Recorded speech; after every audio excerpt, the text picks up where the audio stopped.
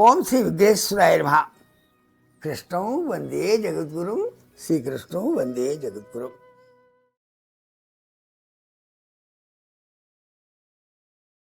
Hi తాతయ్య, చాలా బాగా తయారయ్యారు. ఏంటి సంగతి?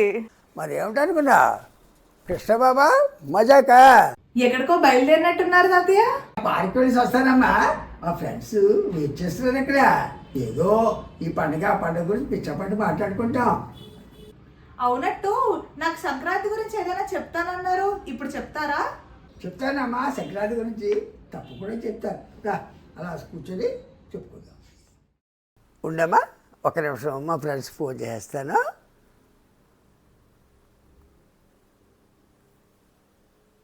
హలో రాజుగారు, ఒక్క అరగంటలో వస్తానండి. ఇగో మా మనరాలు ఏదో అడిగింది, అది చెప్పేసుకొని వస్తాను. కొంచెం వెయిట్ చేయండి.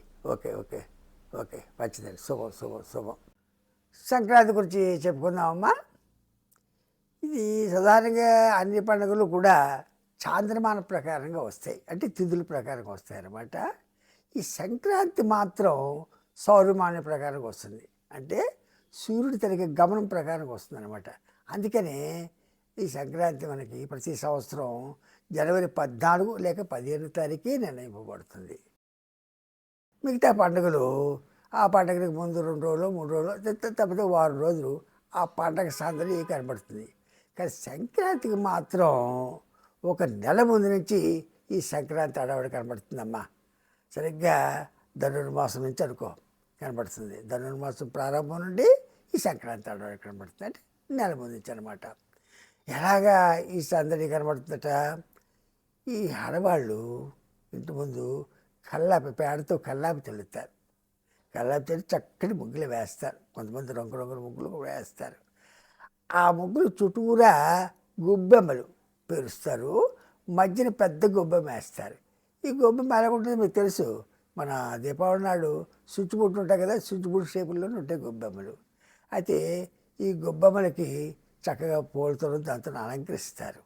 అలంకరించి ముచ్చట పెడతారు. తర్వాత దీని అర్థం ఏంటంట, ఈ చిన్న గొబ్బెమ్మలన్నీ కూడా గోపికలని, పెద్ద గొబ్బెమ్మ శ్రీకృష్ణుడని అనుకుని భావిస్తారు.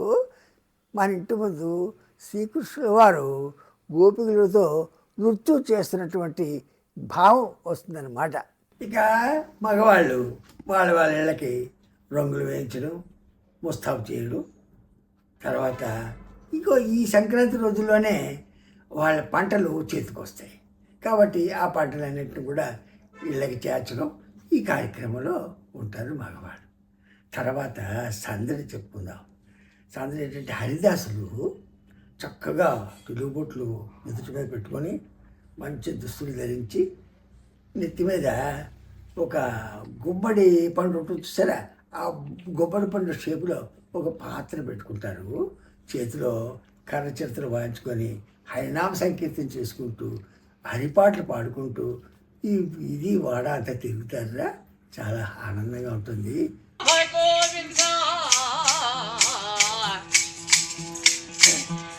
జై సముద్రమారమణ గోవిందో హరి, జయ వరద గోవిందో హరి, రామదయ చూడు ప్రాయోమో కొందా.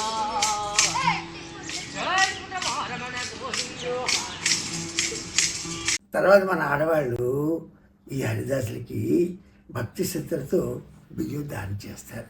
ఎందుకంటే ఈ హరిదాసు హరినామ సంకీర్తన చేస్తున్నాడు కదా, అందుకని భక్తి భావన మనలో పెంపొందిస్తున్నాడని చెప్పి ఒక సంతోషం మీద ఈ బియ్యం దానం చేస్తూ ఉంటారు. ఇది అయిపోయింది కదా, ఇక గంగిరెద్దుల వాళ్ళు ఉన్నారు. ఈ గంగిరెద్దుల వాళ్ళు ఎందుకు చక్కగా ముస్తాబు చేసి ఆ ఎదురుతల కొమ్ములు కూడా రంగులు వేసి చాలా చక్కగా అలంకరిస్తారు ఎద్దులకి. తర్వాత ఒక అతను ఏం చేస్తాడు, సొన్నాయి వాయిస్తాడు. మరొకడు డోలకు వాయిస్తాడు. ఈ సొన్నాయి వాయింపు, ఈ డోలకు ఎలాగుంటుందంటే మంగళ వాయిద్యాలలాగా ఊరు వడ వినిపిస్తారా.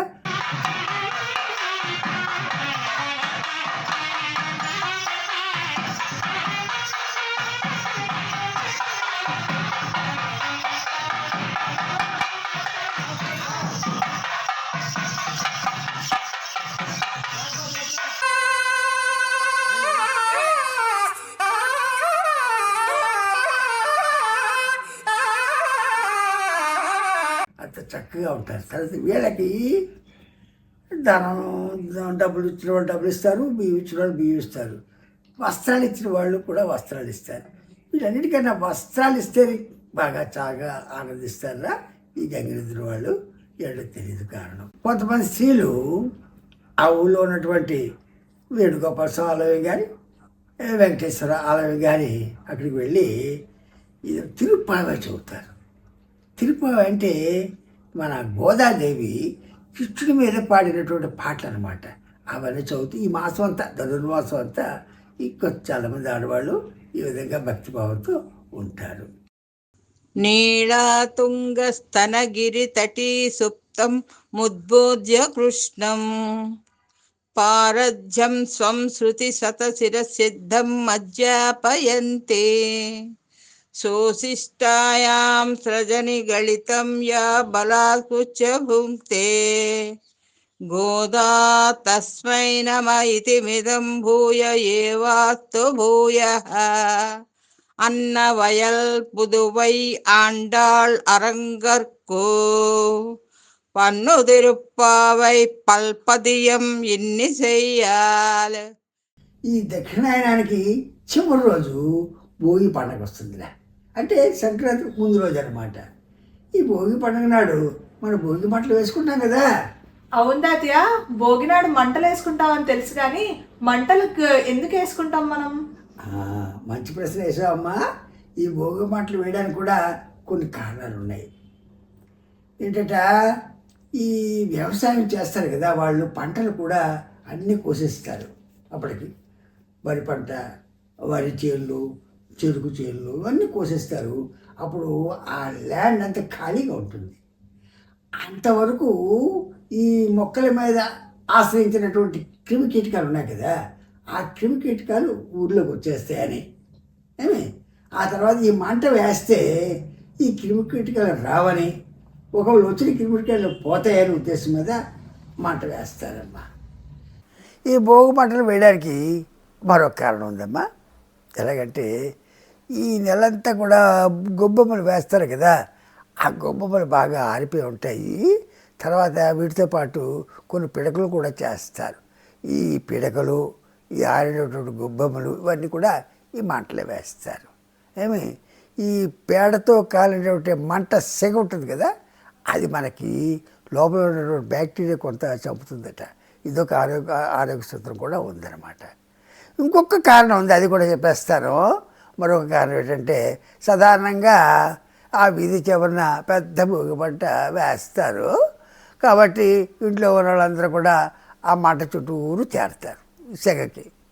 ఏమి, అయితే ఈ చేరడం వల్ల ఒకరికొకరు తరగ పరిచయాలు కొంచెం పెరుగుతాయి. తర్వాత సంఘీభావం కూడా ఏర్పడుతుంది. భోగి పండుగకు 3 కారణాలు చెప్పుకున్నాము. ఒకటి, వాతావరణంలో ఉన్నటువంటి క్రిమి కీటకాదులు తరిమి కొట్టడానికి. రెండవది, గొబ్బెమ్మలు, పిడకల పేడ కాల్చగా వచ్చిన వేడి వలన మనలో ఉన్నటువంటి చెడు బ్యాక్టీరియా కూడా తొలగుటకు.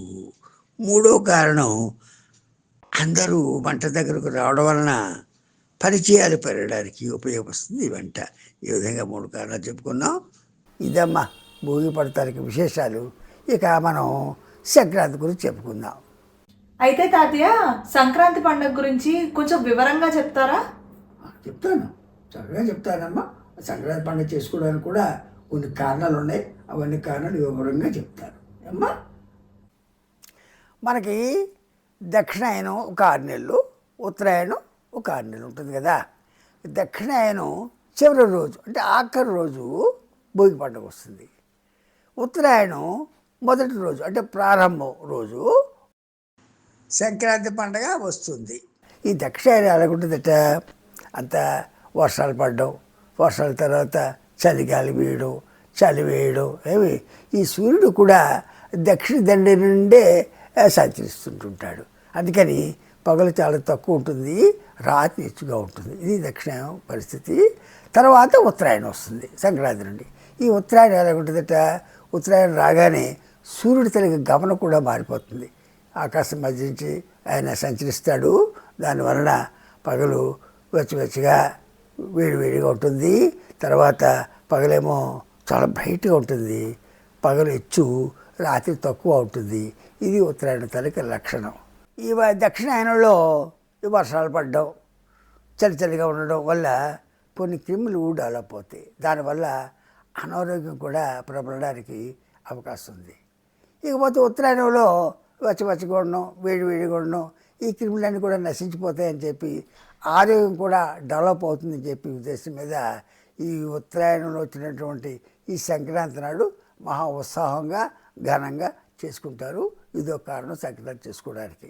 అంటే ఏమిటట, మన సంక్రాంతి పండుగ ఉత్తరాయణంలో ప్రారంభమవుతుంది కదా. ఉత్తరాయణం అంటే వెలుగు అని అనుకున్నాం కదా. కాబట్టి వెలుగులు తీసుకొచ్చిన పండగ ఈ సంక్రాంతి. క్రాంతి అంటే వెలుగు, సంక్రాంతి అంటే హెచ్చు వెలుగు. అందుకని ఈ పండగకి సంక్రాంతి అని చెప్పి నామకరణం జరిగింది. మరొక కారణం ఉంది. ఈ దక్షిణాయనాలు ఉత్తరాయణాలు రావడానికి కారణభూతులు ఎవరు? రవి, సూర్యుడు. కాబట్టి ఈ సంక్రాంతికి రవి ఆరాధ్య దైవము. రవి ఎవరు? పితృకారకుడు. కాబట్టి పితృదేవతలకి మనం ఈ రోజున ఆరాధించాలి. ఒక్కొక్కరు ఒక విధంగా ఆరాధిస్తారు. ఇచ్చుకుంది ఇలాగ ఆరాధిస్తారు. ఎలాగట, 12, 13 పొత్తలు వేస్తారు. పొత్తలు అంటే విస్తరాకులు వేస్తారు.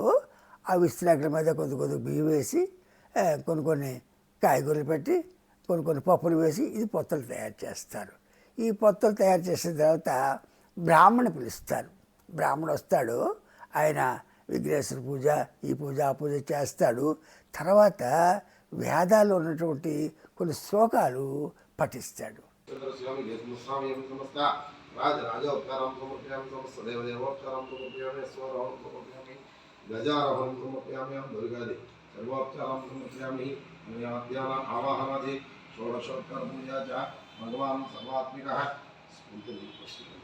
దానివల్ల ఈ పొత్రలు ఏవవుతాయి? నైవేద్యం అయిపోతుందట. ఈ నైవేద్యాన్ని మన పితృదేవతలు అంటే మన పెద్దలు స్వీకరిస్తారు. తర్వాత ఏం చేస్తాము? ఈ పొత్రలన్నీ కూడా ఈ బ్రాహ్మడే, పితృదేవతలే బ్రాహ్మణ రూపంగా ఉచ్చరించే భావంతో ఈ బ్రాహ్మణుడికి ఈ పొత్రలో ఉన్నటువంటి బియ్యం పప్పులన్నీ కూడా దానం చేసేస్తాం. ఇది ఒక పద్ధతి. ఈ పితృదేవతలకు ఆరాధించే విషయంలోనే ఈ సంక్రాంతి పండుగ రావడానికి కారణం కూడా 2 కారణం అవుతుంది. మరొక ముఖ్యమైన కారణం ఉందమ్మా. అదేమిటంటే, ఈ సంక్రాంతి రోజుల్లోనే వ్యవసాయదారుల తాలూకా ఫలసాయం దొక్కుతుంది. అంటే వాళ్ళు పండించిన ఈ సంవత్సరం అంతా కృషి చేస్తారు. ఆ కృషి తాలూకా ఫలితం వస్తుంది. అంటే వరి పడుతుంది, ఆ ధాన్యం వస్తాయి, చెరుకు పడుతుంది, ఆ బెల్లం వస్తుంది. ఇవన్నీ కూడా రావడానికి ఈ సంక్రాంతి రోజులే అనుకూలంగా ఉంటుంది. కాబట్టి వాళ్ళ తాలూకా కష్టం అంటే కృషి ఫలించిందని చెప్పి ఆనందంతో ఈ రైతులు ఈ పండుగ చేస్తారు. సంక్రాంతి పండుగ, రైతులు అంటే వ్యవసాయదారులు ఈ సంక్రాంతి పండుగ చేయడానికి ఉత్సాహం చూపిస్తారు. తర్వాత వీళ్ళు ఏం చేస్తారట, వాళ్ళకు పండిన ధాన్యం పడుతుంది కదా, ఈ మొట్టమొదటి ధాన్యాన్ని కొంచెం దంపించి ఆ బియ్యాన్ని ఒక దేవుడి గదిలోనో ఎక్కడో పరిశుభ్రమైన స్థలంలో ఉంచుతారు. తర్వాత చెరుకు వాళ్ళు వచ్చినటువంటి బెల్లం ఉంది కదా, ఆ బెల్లం కూడా అప్రప్రథంగా వచ్చినటువంటి బెల్లం దిమ్మను కూడా ఆ దేవుడి గదిలోనో ఎక్కడో శుభ్రమైన స్థలంలో ఉంచుతారు. ఉంచి సంక్రాంతి రోజున ఈ బియ్యంతోనూ ఈ బెల్లంతోనూ వాళ్ళ దగ్గర ఉన్నటువంటి ఆవు ఉంటుంది కదా, ఆవు తాలూకా పాలతోనూ క్షీరాన్నం చేస్తారా.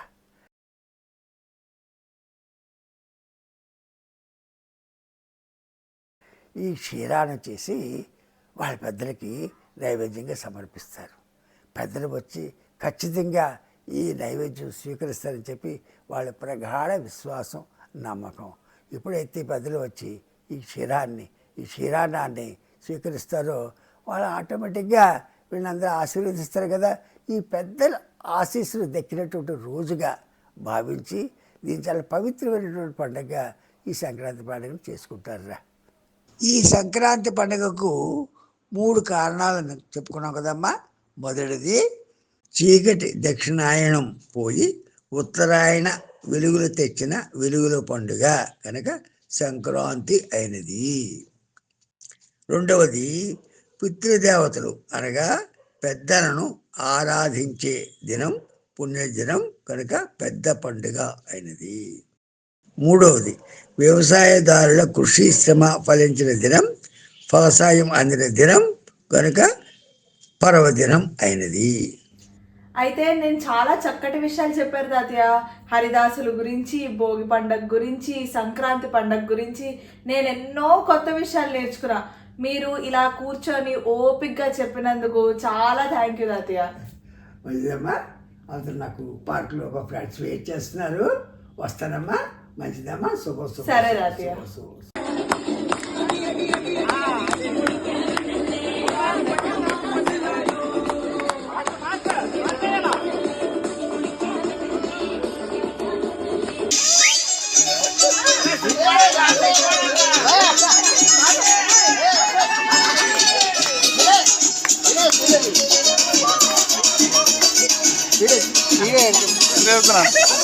చేస్తున్నా